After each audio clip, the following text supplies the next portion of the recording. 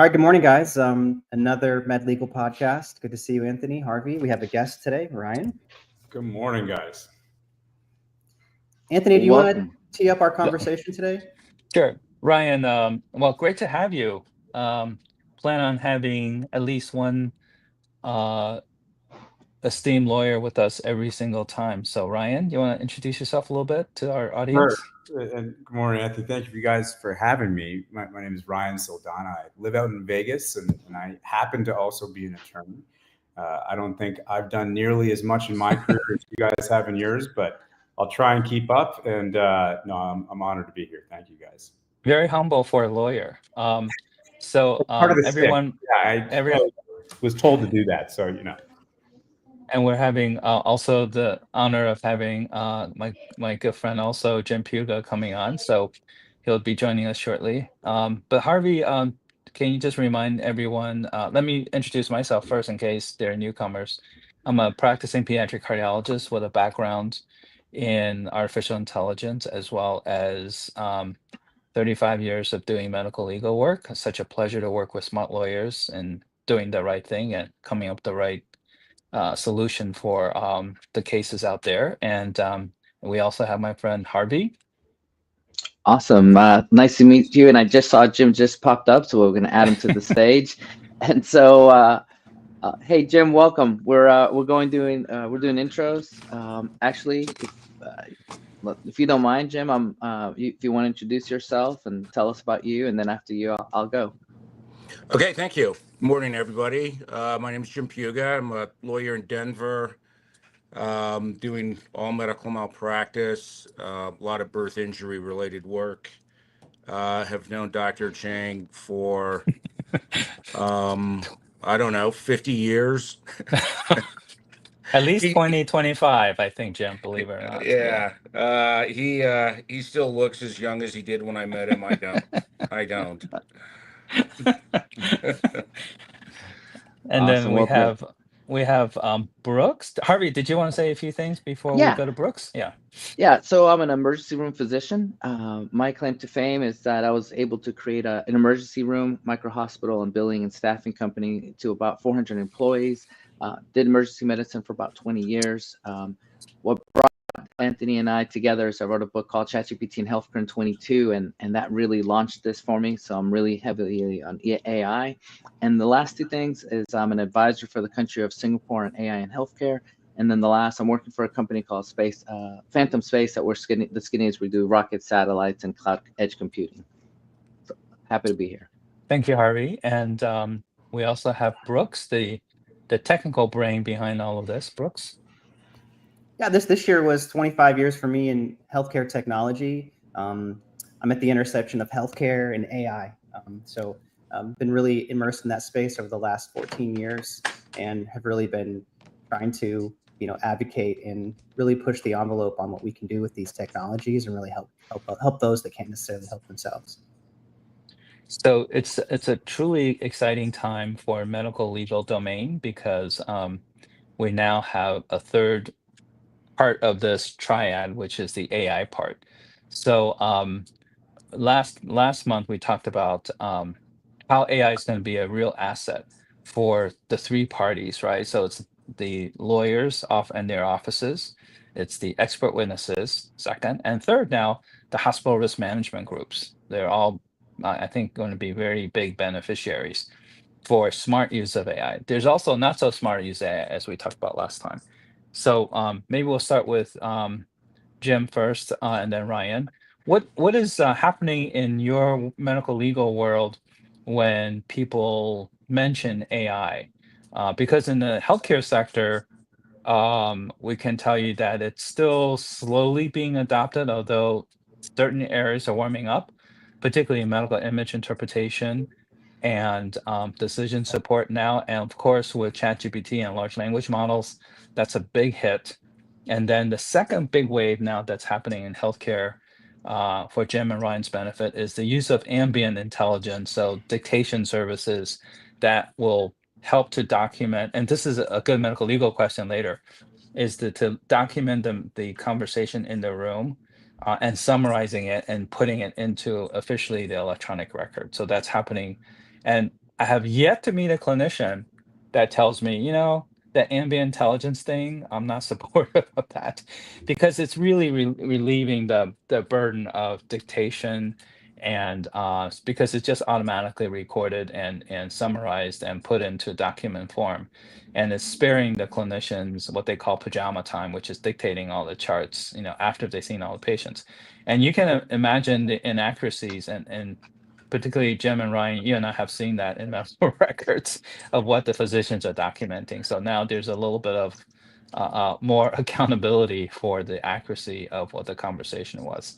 So, Jim, what's happening for you and your office in terms of interfacing with AI, if at all? I think there's probably three areas we talk about interfacing for us with AI. The first is what benefit does AI bring to us as a legal product, helping, which is pretty controversial and pretty problematic in the legal world right now, in terms of having AI write your briefs and those type of things. So that's kind of one component that we're ignoring right now because of the ethics issues, et cetera, involved, and lawyers getting sanctioned for AI submitted briefs.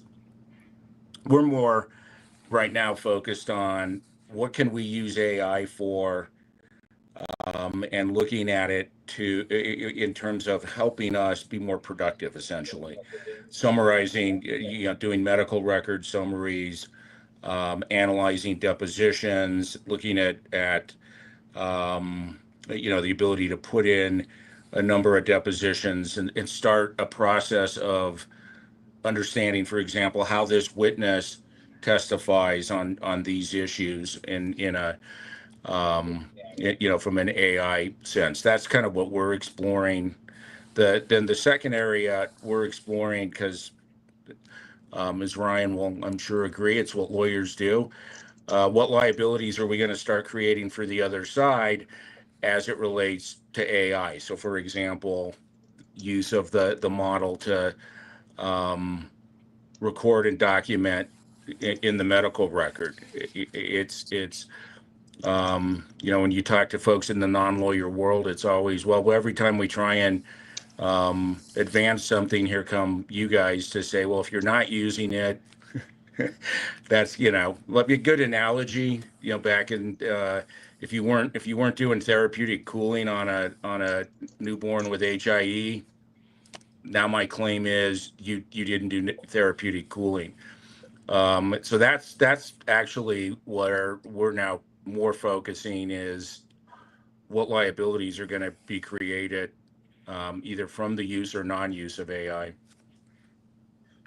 It's good that you brought that up, Jim, because I'm starting to say that in certain situations, like for instance, imaging of the brain for a bleed, that's an acute situation. So I'm talking about more acute situations, that the AI in the appropriate situation is transitioning from being a GPS to a safety belt in the car. So it's no longer a nice to have if you happen to have the budget, whatever. It's actually a safety issue now, right, Jim? That's what you're Right. saying about the non-use.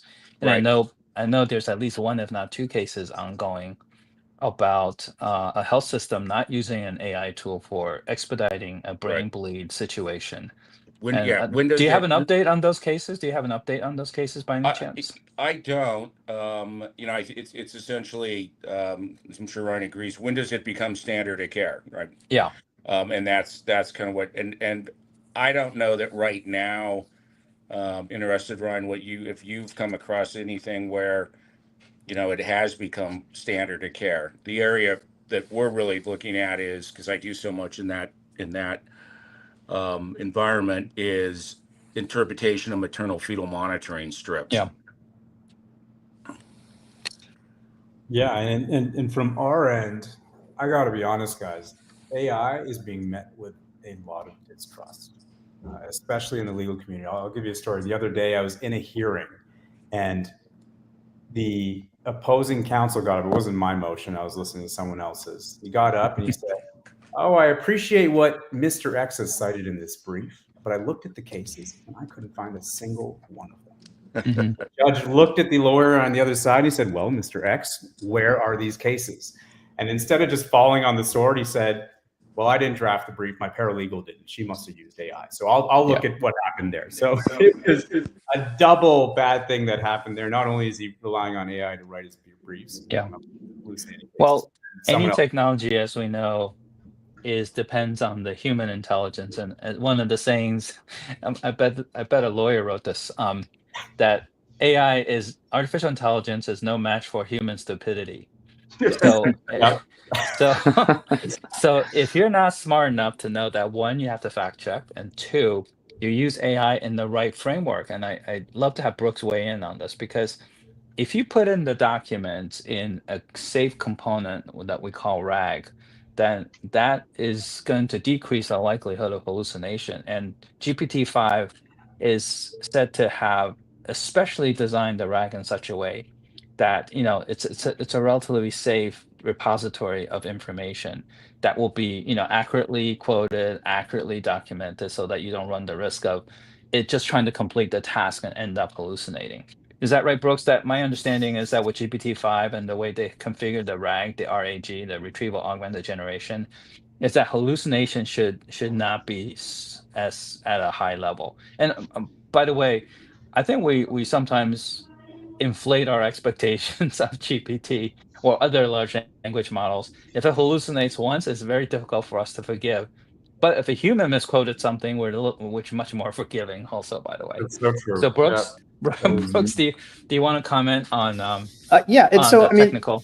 the hallucinations are still there. I generally like to call it creativity. Everybody kind of sometimes freestyles, and I think that's what happens with the AI at times. But as the Lawyers never models are do that. getting Brooks, the lawyers never do that in depositions of court, right, gentlemen? I've never seen that done by a lawyer. We're by the book. Yeah, we read the line exactly as written without emphasis on any part. So. But ahead, with Brooks. the Yeah. newer tools, it's getting much better. And Yeah. I think we've all been taught in school that you check your sources, you check your citations. When you do a RAG-based approach, you'll get a citation back so that you can double check that. It's interesting, Ryan, Yeah. that you mentioned these cases that were quoted, because that would be a perfect example of checking your citations and seeing Sure. where they are. So Yeah. And By the way, Brooks, as a clinician that go ahead. Yeah. I was just saying, it's such a simple solution. Every attorney should always Yeah. be checking their site. Yeah. But it comes Yeah. back to the overarching issue with us, which is, if it's hallucinating one thing, could it hallucinate something else? So we're talking about medical record dictation. I've got two cases right now where the doctor is telling me that what's in the medical records doesn't really mean what it says. I know the word's not in there, but it's really in there if you read between the lines. Gas gangrene's not in the record, but trust me, I meant gas gangrene. And the fear that I have is, if someone is relying on dictation, or they're relying on any automated AI platform to come up with their, whatever the dictation is to save time, it's going to be so much easier for a lot of defense doctors or defendant doctors to say, well, I said it, AI didn't put it in, and this is what I meant. And how much doubt can they sow with a jury? That's my biggest concern, because I think everybody sitting on this call, and you guys certainly more than me, are pretty sophisticated when it comes to AI. But the average juror is not. They're hearing what they hear on the news. They're hearing what they see on TV. And some of that comes with a lot of distrust. So convincing jurors that they can trust what AI is coming up with, that for us would be a huge hurdle, but it can be done. And it's just about consistency, showing them that with certain platforms, certain models, it's a lot more reliable than others. And doctors are fact checking afterwards to make sure that what's being dictated is actually accurate, all of that. But point is, we have to get jurors on the same page as a lot of us who depend on AI and understand it a little bit better. And I think that's such a good point, because, and it's different country to country, by the way, Ryan. I'm about to go to India in September and twice to China in October, and Saudi Arabia. All of those countries, for the society as a whole, they have a much higher level of trust for AI. As a matter of fact, it's almost dangerously high. I think it's almost at a manic phase. So it's interesting. The country that has the most output in terms of AI innovation has the least trust of all the major countries. So I find that very interesting. And I think, as people get more comfortable with ChatGPT and more comfortable with ambient intelligence, I think that trust is going to grow. And Americans tend to be a country that is rightfully very entrepreneurial, but at the same time very cautious. So and I think and the recent administration stance is that it's going to let go a lot of the regulations. So hopefully that doesn't, erode into the trust that's building. But you're absolutely right. It's the trust of the jurors that's going to be key. And I wasn't thinking of that, but I do think that's going to be a very relevant issue when it comes to especially trial, and you're really focusing on the details of the case. On the other hand, I think not using AI, I predict in the future in a case is going to be a handicap too, because there's no way that, as you know, some of the cases we worked on, it's literally thousands of pages of document, and you can't rely on a human to have perused thousands of pages with scrutiny to find the details that you need to either defend or refute the case. Harvey, what do you think as an ER doctor? There are lots of times that you probably don't document fully, right? But are we supposed to, are we supposed to, it's the mistakes are so frequent in EHR, Ryan, that I've termed the phrase print bias, because you tend to believe anything that's in print. And oftentimes, just so you know, you may or may not know that 30+% of what we see in an electronic record is actually not accurate. So even if you have the record, it's still very unreliable. What do you think, Harvey? Yeah, it's true. Unfortunately, if you don't, at one point I owned emergency rooms, and I tell the doctors, look, if you didn't write it down, it never happened, so we can't bill for it. And vice versa, don't put anything in a chart that you never did, because I don't want legal issues having my lawyers here present. I do want to add something that we talked on, and I just kind of re-emphasize. You talked about RAG model, and just want to, for other people that maybe you said it kind of went over their head, think of it this way. Right now, it's the black box of AI. What the heck is AI?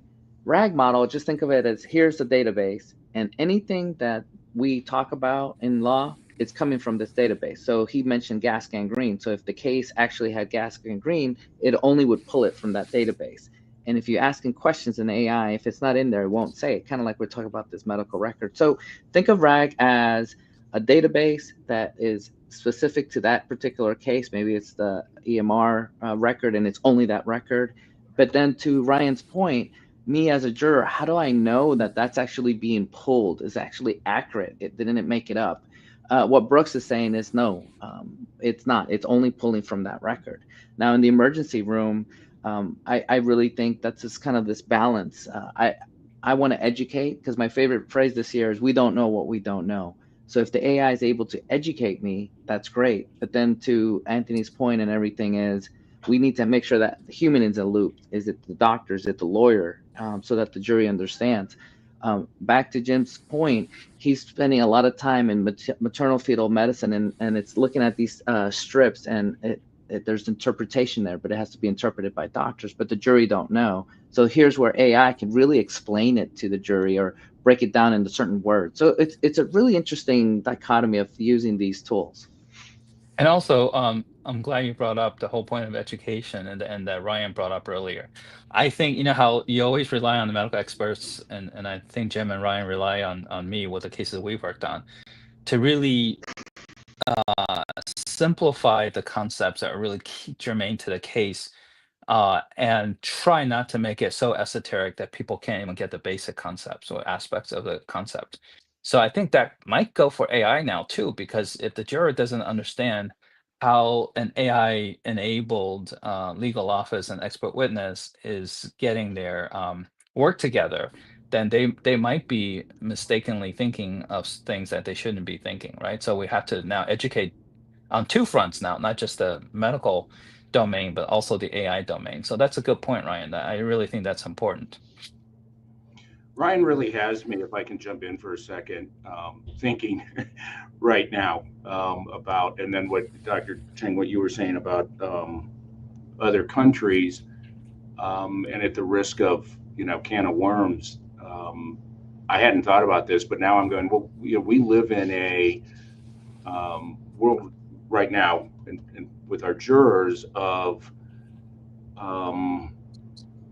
it's almost, alternative facts, right? Everybody gets to sort of create their facts. And I think that's where, this really has me thinking, Ryan, that's where a lot of these folks, the mistrust on whichever side of the AI is, this is you creating your story. Anybody can create their version of a story with AI. And AI is being used in very, very misleading ways right now. And I hadn't thought about that. That's really got my brain spinning this morning, Ryan. Yeah, the quote I've been using recently is, we're both looking at the same sky and you're telling me it's green, right? And it's just a matter of, look, things that seem so clear cut, somehow we're sowing doubt into that. Right. That's the job of attorneys. I understand that, to sow doubt where it's advantageous for our client, or to establish that it's clear cut when it's advantageous for our client. Yeah, it's a little bit like the recreation, videos that you can do. Oh my goodness. Yeah. Between AI and the quality of the computer graphics, et cetera. The recreation that you can do, and that story just is told through that animated recreation. And here's a really interesting thing, though. With those recreations, I'm seeing some firms in wrongful death cases do a day in the life recreation of someone who is no longer here. Right. Mm-hmm. Yeah. What an amazing thing. There's no other way to create something like that without artificial intelligence. You have to feed in data, and you have to be able to have something output that's accurate to this person's life. And how amazing is that? Yeah. We're in a place where we can do something. They age them through the next 50 years of their life, and what their life would have been. And if it's Anthony, he doesn't age. And, he doesn't lose any of his hair. All the rest of us do. But it's good that you mentioned that, Ryan, because that's happening in healthcare. We talk about in the future, near future, not even like 10 years from now, in the next few years, there will be, and I'm working on this on the research front, is as Harvey knows, it's the concept of a virtual digital twin, right? And then you go through different scenarios. So in the future, I think some of the defense or some of the other side as well is going to present a very likely simulation of what could have and what would have happened if a certain thing was done a certain way, depending on so we're going to be even more creative with the some of the materials that we present in court that is perfectly legit. We use animations already, so this is actually a very realistic animation of what could have happened and what should have happened. So yeah, that will come in the very near future, because the digital twin concept is already pretty mature. It's been around for since Apollo 13 actually. So the whole concept of presenting something in court, I like the angle that you have, Ryan. Just what if we done this differently, like the way it should have been done, and what would have happened? And I think the jury is usually very visual, right? That's why I think Jim and Ryan always have me go up and draw things. And I think if they see something that's very relatable and very believable, I think it's going to be a very powerful dimension to either side. But I just want to come back to a question I got asked just this morning by a group of people. So in this era of AI now, and we can frame it inside the medical legal area, what's going to be even more important for lawyers and for expert witnesses? And generically, I answered, still human to human relatability, likability, whether or not the person is knowledgeable. So those things that are even more valuable now, right? Because of both sides are using AI. Essentially, you've leveled the playing field. So the human element of the experts you have and the lawyers that you have are even more important now, because it really comes down to both sides being, which side is really smarter and more knowledgeable about the case is going to be even more important now. It can't be neutralized by any technology now. So what do you think about that concept? What's going to be even more valuable for especially the lawyers in court?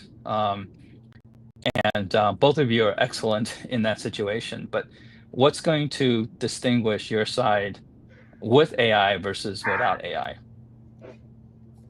Ryan, go ahead. Yeah, thanks, Jim. And for us, it's using it in the right way. I never want to. I'm a little bit old school in this sense, right? I like to write my own briefs. I like to come up with my own openings. I like to come up with my own closings. I don't like to feed it into a system and have it given back to me. That said, if you're not using AI to sharpen what you're doing, you're falling behind, right? Yeah. I really do think that when it comes to writer's block or taking a brief that I've written, feeding it in and saying, where are you seeing all the typos? What sentences could be more concise? Because in my head, it makes sense, but to the average reader, it's not. If I can feed a brief in and say, make this understandable to a fourth grader, that is unbelievably powerful because my brain no longer thinks in that way, but AI is able to harness the data that it has to come up with what would be understandable to someone with an elementary school education. So if you're not using AI to sharpen, you're already, I think, whatever your work product is, you're falling way behind. Well, for Ryan, for someone who claims that he doesn't understand AI at all, you have actually, I think Harvey and Brooks would agree, you have an amazing insight on how to use it. And I think if you, I always say this, if you use your human cognition first, and then you use it to prime your prompt a certain way to kind of fine tune it, it's especially powerful because it will do exactly what you said, which is try to have my content be explainable to a fifth grader, or have my content be not spell check, that's too straightforward, but just, how do we present this in a more convincing way or a more relatable way? Or another good use of AI is actually give me a real life analogy. I use that very often, Ryan. Like, okay, it's hard for me to explain this medical concept. Give me a real life analogy with a car or with something so that it can be more relatable for your jury or the other side. So I find that analogy is under leveraged for AI because it often comes up with a pretty good analogy. But I think you're spot on about sort of it's a superpower that you can use selectively and for good, right? But it is a pretty good superpower, but you have to kind of prime it first. And as Harvey, I know, sometimes when people say, well, human plus AI is going to be the best, it's not the best if there's mistrust on either side, or mistrust on the human side at least. But if you trust it and you know how to work with it, and with the context window being so big now, it does get to know you pretty well. It's going to get to know Ryan, and it's going to get to know Jim pretty well, so that it kind of knows your style, and it will preempt you asking, please explain it in the style that I like to explain things.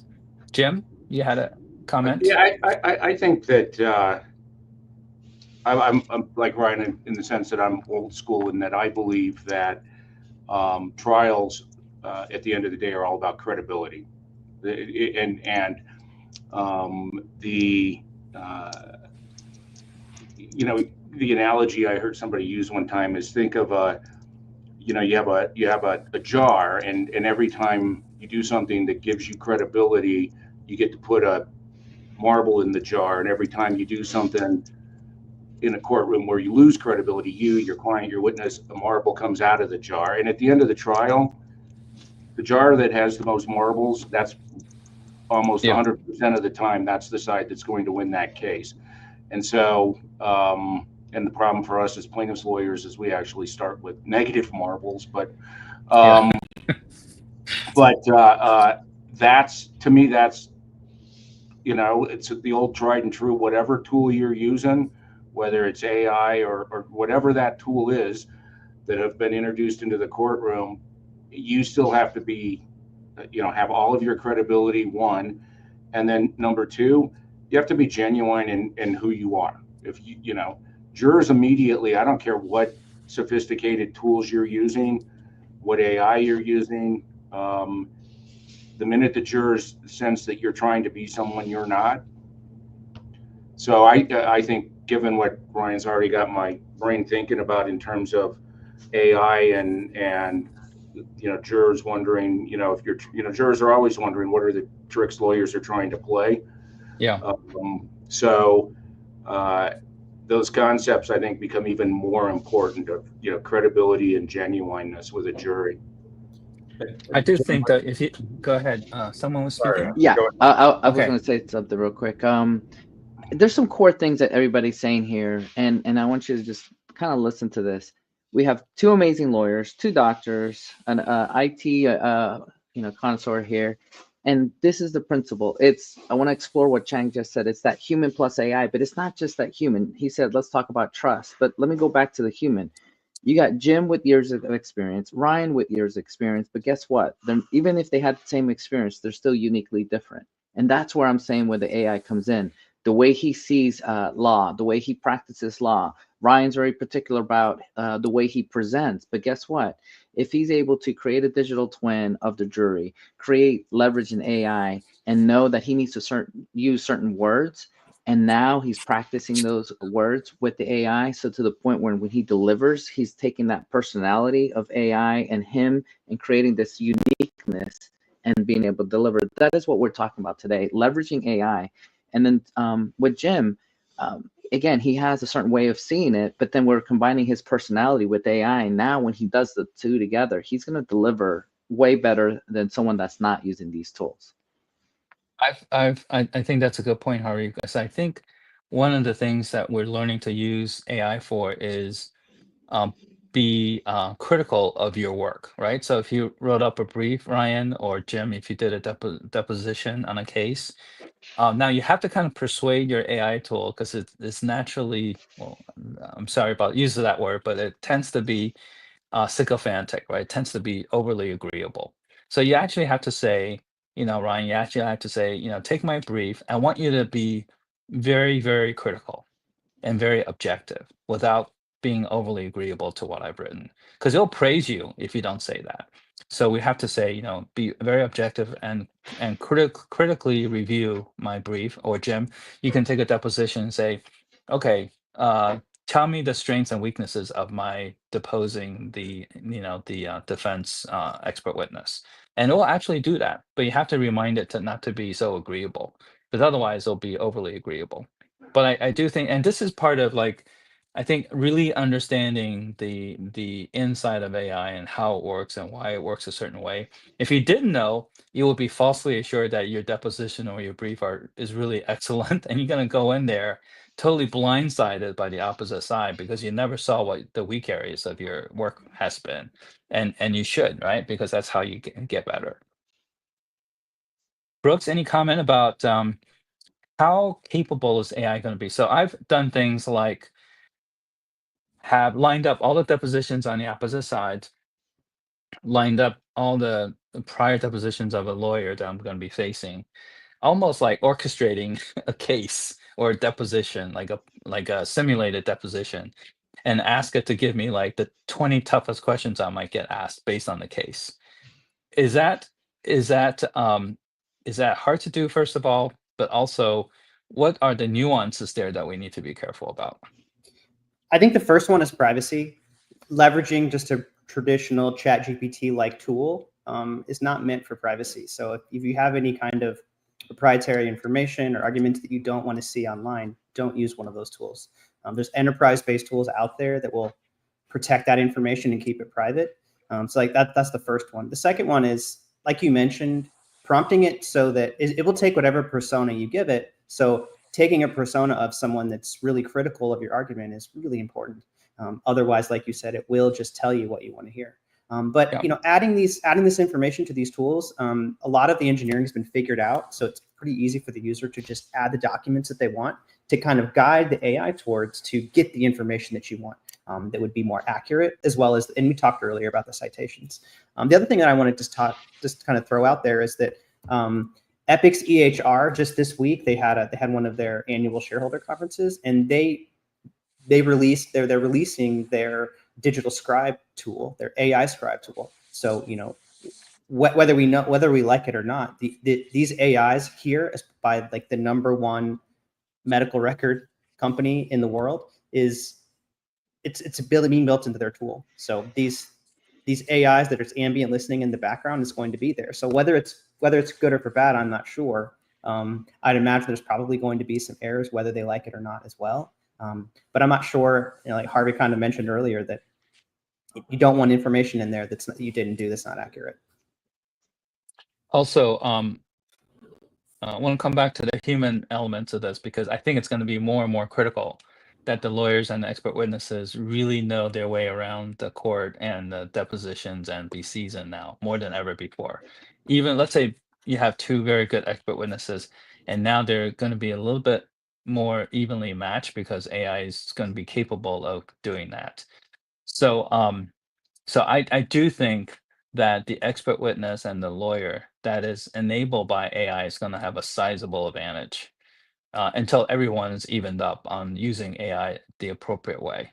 And I think at the beginning it's going to be quite a spread of lawyers and legal offices being able to use it the right way and use it intelligently, just like doctors.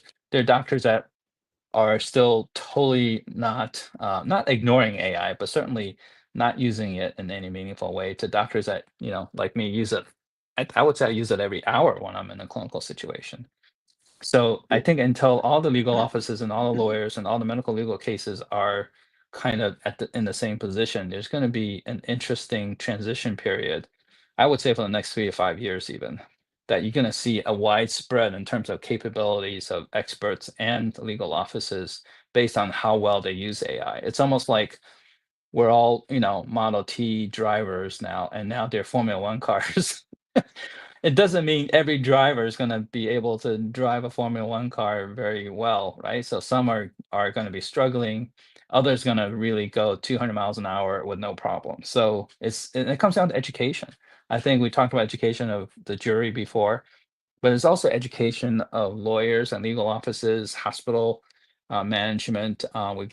Harvey Brooks and I are talking to a few hospitals trying to be their legal framework, basically for using AI so that protects them from cases that should be handled a certain way. So I think it's going to be a transition period, 3 to 5, maybe even 10 years before everyone is sort of brought up to speed. It's going to be uh, and in the meantime, what's interesting is Brooks was saying technology is on an exponential curve, but the adoption of all this is linear, at best linear. So how are lawyers getting educated in AI? Is there like an AI for lawyers course that some of you are taking, or is it still very, very nascent territory? There is pretty much every CLE type of conference you go to, there'll be some AI discussion. But Yeah. in terms of it, at least from my experience, it being beneficial, meaningful, not not a lot. Yeah. Other than from my experience, a lot of discussion about the issue that Brian talked about earlier. Submitting a brief with case sites that are made up. That's everyone's horror story, and that is what's talked about in my experience. I don't know, Ryan, if you've got some great ideas on getting these folks in my office up to speed and educated, I'm all ears. I wish I had a solution to that, Jim. I mean, I go back to what you said earlier, which is it's all about credibility. This is going to sound completely nuts. I love getting an email with a good typo in it. All right, I miss it. Okay, reason being is I know there's a human on the other end of that email who took the time to draft it. I can feel the moment that someone's drafted something with AI because I know that's not their voice. That's not how they usually write. And the second that happens, I tend to, in terms of credibility with other lawyers, it starts to wane a little bit. Reason being is I like to know there's a human on the other end. Now you can take that email, sharpen it a little bit, but you have to be behind that voice. And so when our staff just starts relying on AI blindly and just whatever they put in, they trust what it's coming out with, I immediately try to curb that a little bit, right? Because their voice and all the flaws that are in it, that's good. That's not necessarily a bad thing.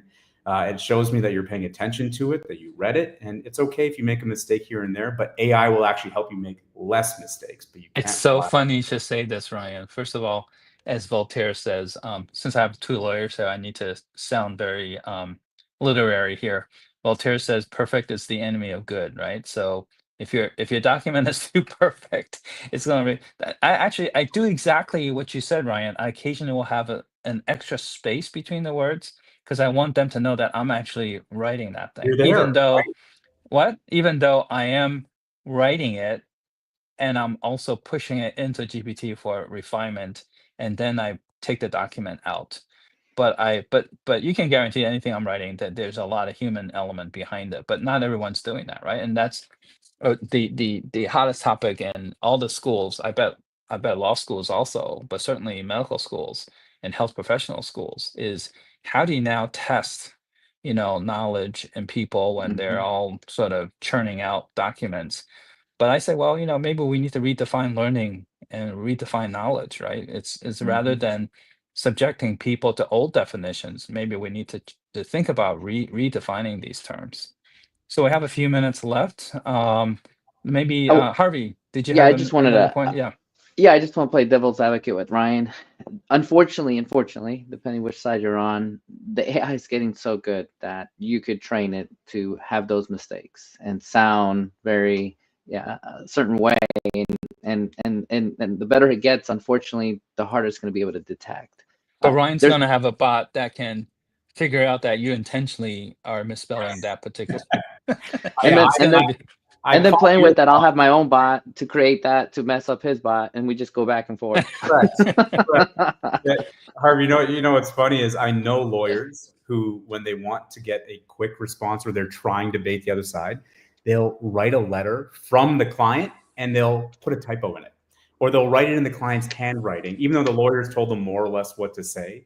They'll send the letter from the client's address or handwritten in the client's ink and with a typo in it, in hopes that it elicits a certain type of response from the other side. So it's funny that you mentioned that. But yeah, I think we could eventually have bots that'll know exactly the typo that is just good enough to make it seem human, but not so egregious that people say this guy doesn't know what he's doing. No, I hear all of you, and I think it's going to be a very interesting decade of maturing in this area and using it in an intelligent way. So ironically, I think the most important thing about AI is actually the humans that are driving it and using it. It's because the AI used inappropriately or unintelligently is actually going to be counterproductive, and it's going to look very, very silly in a deposition or in court. So again, it's like a Formula One car. It's a really, really well designed car now. So you kind of have to know what you're doing more than ever before. But on the other hand, I also think the human element is going to be more important than ever before. The relatability, the trust in deposition and court. But I do think everyone's going to have to level up. And Harvey and Brooks and I are actually talking to hospitals with risk management. And I think that's very smart of them to say, come in and assess our risk management structure. If anything, it's a nice, assessment of the whole structure and how do we enable it with AI so that we don't get to the cases in the first place. And then I think legal offices should do that too. And we have experts now ready to sign up and say, how do I get smarter, especially ones that are just starting off, right? And I think Ryan and Jim, you probably have dealt with experts who are very likable, very believable, very relatable, but have done only 2 cases, So I know that I know from your nodding, that's gotta be hard in court, like just you probably just, your heart rate's probably double just waiting for them to say the wrong thing, even though they're likable and believable. And I've seen that so many times. The experts are good, they're young, they're believable, likable even, but they say the one thing that makes you just absolutely have a heart attack. So, and they're sometimes not aware of it, right? Because they weren't trained or educated to say things a certain way that can make a huge difference for your side, right? So, um, I've learned that through working with smart lawyers like the two of you. So we have in the service that we design, we actually have all these words of wisdom built in so that at least people who are starting off doing this won't have to, learn these lessons the hard way. So I think definitely will accelerate the wisdom part. Hopefully that will make any expert, an even better expert for the lawyers that they work with. Yeah, Anthony, I want to piggyback on that. I'm biasly going to say Ryan and Jim hanging out with someone like you, it's going to grow exponential. And it's the wisdom that you just talked about. It's the years of clinical gestalt, it's the medicine, expert witness. You're able to do things to the model as we're working on fine tuning it, making it smarter. And again, it's to this conversation, we're putting the human in the loop. It's you, and then it's our team together putting it all into one, and then giving it to Ryan and Jim, and then educating them on how to use these tools and really leverage and using their wisdom as well. And now we're at another level. And I really want to emphasize that point. Yeah, and I think that's such a good point, Harvey, because that I think having a really savvy, seasoned lawyer with all the wisdom and an expert witness who's done, a lot of cases, and that expert's, wisdom, not just clinical wisdom, but how do you navigate in a tough deposition, and how do you present yourself in court? Combined, with AI is going to be that I think that gain is going to be geometric, not additive. I think right now it's additive, but I think with AI, it's going to be geometric because together, I think a seasoned expert and a seasoned, lawyer can create so many scenarios to make them bulletproof in court. And that's what I expect. So right now, you can have a great expert and a great lawyer, but you probably don't always feel like you're entirely bulletproof because you haven't thought of all the possible questions and all the scenarios. But hopefully, with generative AI, that you essentially have rehearsed just about every single question you can think of, and the two humans together can think of maybe 90%. Jim, like when you and I work on a case, we can probably guess 90% of the questions, but that 10%. You're going to have to trust me to say, okay, he's going to be able to handle this, even though we didn't talk about this. And fortunately, you do, and hopefully, I didn't disappoint you too many times. But it's that 10% is the edge I think is going to be more and more important in the future.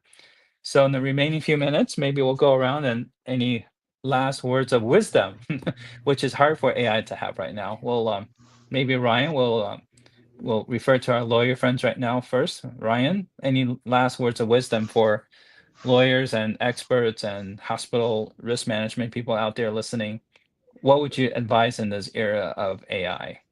Sure. The problem with going first is I didn't have a chance to feed my prompt in to get it good. But I'll say that. Ryan, we did actually, Brooks and I and Harvey and I were just talking about that. In the future, we really should have ChatGPT, and I do that for my AI meetings, by the way. We have ChatGPT as a faculty, which is intimidating for some faculty because it is pretty smart already. But okay, so we're not going to use ChatGPT to make it look bad. I would love the idea of AI listening to this and then coming up what they think my words of wisdom would be, and I can either agree with it or don't. That's really, but no, I think overall you cannot be practicing at a high level without AI. It's just that's the reality of it. If you are not using it, you are falling exponentially behind every single day. And if you're not learning how to use it right, that's just as bad as not using it, if not worse. So you have to use it, but you also can't take the human out of it. So I think that's you can't take the human out of it, which is just piggybacking off what you guys said here, which is, you give it good information, it'll give you good information in return. Ryan, you keep saying you know nothing about AI and why are you here, but you keep giving words of wisdom for using AI. I'm very impressed. Jim? I agree that you have to incorporate it, I guess, and maybe it's because I've got what little hair I have is gray and so many years on me, that for me it's move slow though,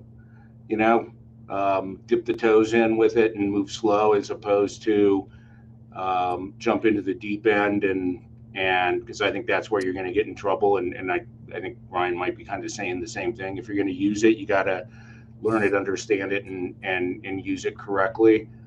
But like most tools, I would caution to move slow and don't lose the wisdom that you have and the knowledge that you have and the sense that you have. Kind of the same with the doctor.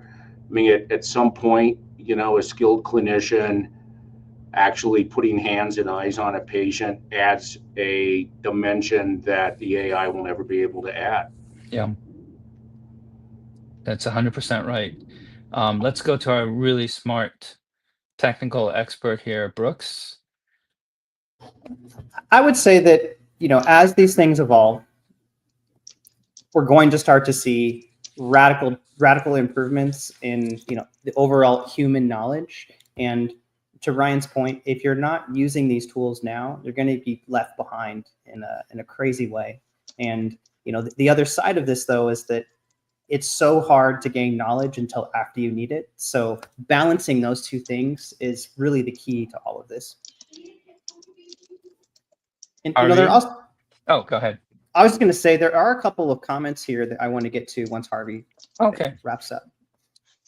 Yeah, real the quick that I always like saying at meetings like this, it's look at AI like a bike. The more you ride it, eventually you're right now using the handlebars, eventually you're using no hands, and you start getting creativity. You're gonna start doing stuff that you're like, dude, I know AI could do that, but it's because you're so used to using the tools. You've been using them every day that it gets to a point that you start doing stuff that no one else does, and there's your creativity. There's the human plus AI. And now you're really taking things to the next level. So do that. Great. All right, Brooks. Great. Okay.